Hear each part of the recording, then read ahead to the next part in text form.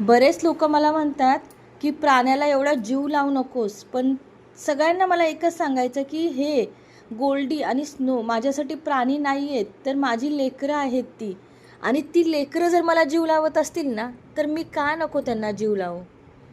माझा गोल्डीसुद्धा 2 महिन्यापासून माझ्याकडे होता. त्यानंतर मी योगिता ताईंकडे त्याला परत पाठवलेला, तर ताईंनी परत माझ्याकडे दिला.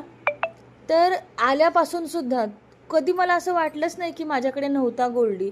असं वाटतंय मी त्याला लहानपणापासून सांभाळलं आणि मी लहानपणापासून त्याला ओळखते.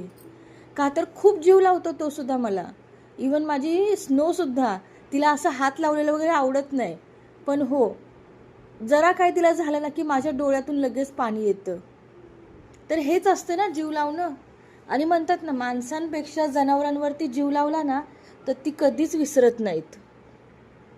आणि गोल्डी तर तुम्ही पाहू शकता, गोल्डीचे डोळे वगैरे एवढे निरागस आहेत ना की पिल्लू माझं काहीतरी डोळ्यातनं सांगत असतं. आणि कोण काय बोलते त्याच्याशी मला काही देणं घेणं नाही.